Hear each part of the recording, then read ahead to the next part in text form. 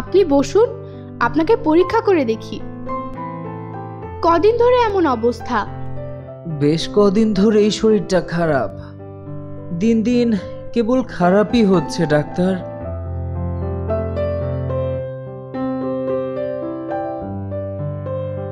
মাসুম সাহেব, আপনার জন্ডিস হয়েছে। জন্ডিস একটি মারাত্মক রোগ। এখন থেকে যত্ন নিন, নাইলে পরে আরো খারাপ হবে। কি কারণে এই রোগ হয় ডাক্তার আপা? এর লক্ষণ হলো যকৃতের দোষ, আহারের অত্যাচার, মদ্যপান, কৃমি, পানির দোষ প্রভৃতি কারণে এই রোগ হয়। এই রোগের রোগীর পায়ের চামড়া, চোখ, মুখ, মূত্র প্রভৃতি হলদে হয়।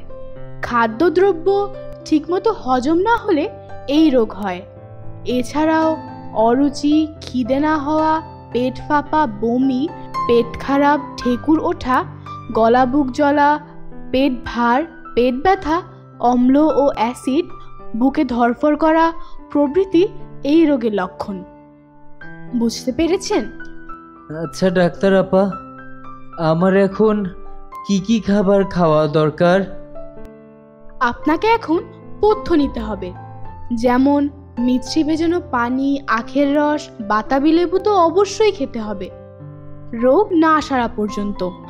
এছাড়া পেঁপে সিদ্ধ, উচ্ছে সিদ্ধ, কাঁচা কলা সিদ্ধ প্রভৃতি দিয়ে ভাত খেতে হবে, তাও নিয়মিত করে।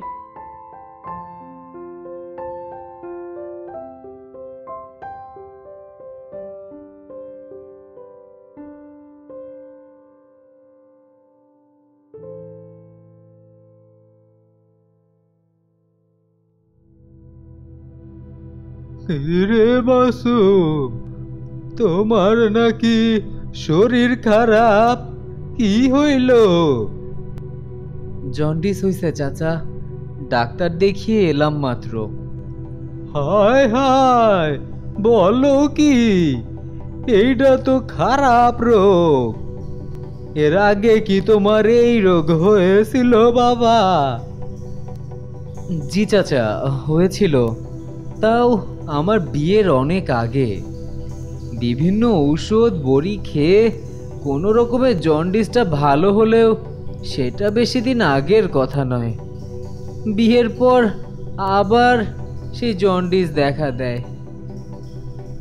আরে বাবা, তুমি একটু ভালো ডাক্তার দেখাও, আশা করি রোগ মুক্তি পাবা। মাসুম বিয়ে করেছিল ঢাকা শহরের মোহাম্মদপুর এলাকায় থাকার সময়। তবে শ্বশুরবাড়ি বরিশালের হিজলা উপজেলার শ্রীপুর গ্রামে। কালাম নামে মাসুমের একজন সম্বন্ধী ছিল। তিনি ঢাকা আসতেন কদিন পরপর। জন্ডিসের এমন মারাত্মক অবস্থা হওয়ায় মাসুম তাকে গ্রাম থেকে ওষুধ আনতে বলতো।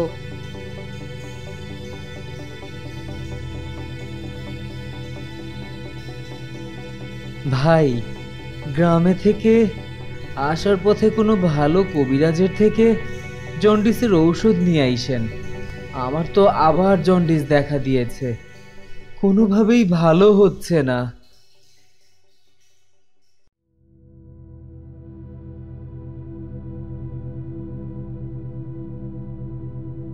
তার সপ্তাহ দুইয়ের পর কালাম সাহেব ঢাকায় আসার পথে মাসুমের জন্য জন্ডিসের ওষুধ নিয়ে এলো।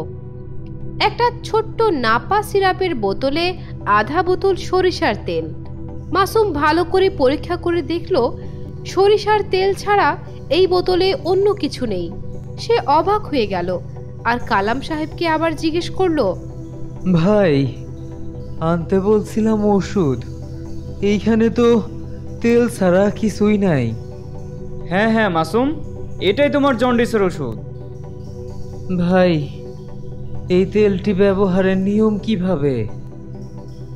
সকালে খালি পেটে 1 চামচ সমপরিমাণ তেল মুখে নিয়ে সূর্যের দিকে মুখ করে মুখের ভিতরে নাড়াচাড়া করলেই ভিতর থেকে জন্ডিস উঠে আসবে।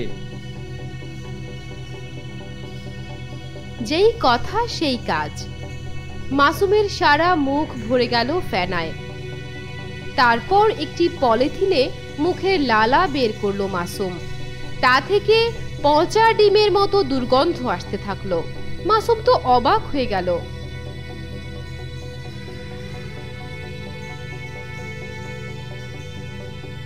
মাসুম তার সম্বন্ধী কালামের কাছে জানতে চাইলো, এ কি ভাই, কি আছে এই সরিষার তেলের মধ্যে? আরে এখানে আছে দারুণ এক ব্যাপার, তোমাকে বলি তবে শোনো। এই তেলের মধ্যে জন্ডিস ভালো হওয়ার জন্য আমাদের এলাকার এক পর্দানশীল কামেল মহিলা কোরআনের আয়াত পাঠ করে একটি দোয়া ফু দেয়।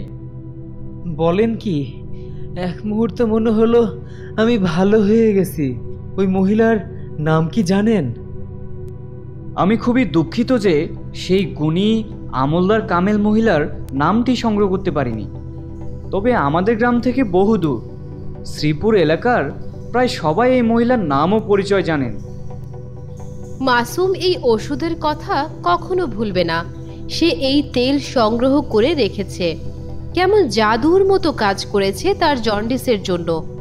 এত বড় বিপদ থেকে এই মহিলা তাকে বাঁচালো।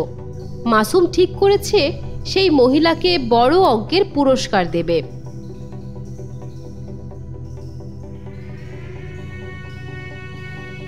কালাম ভাই, আমি গ্রামে যেতে চাই।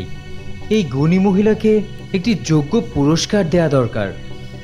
ঠিক আছে, চলো তোমাকে আমি নিয়ে যাই সেই মহিলার কাছে।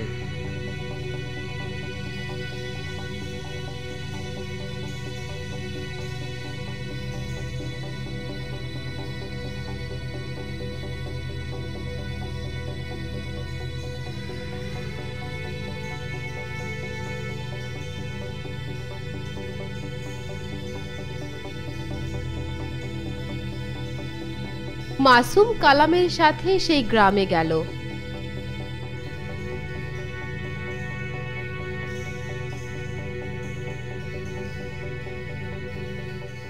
আর সেই মহিলাকে খুঁজে বের করে তাকে নতুন বাড়ি করে দিল।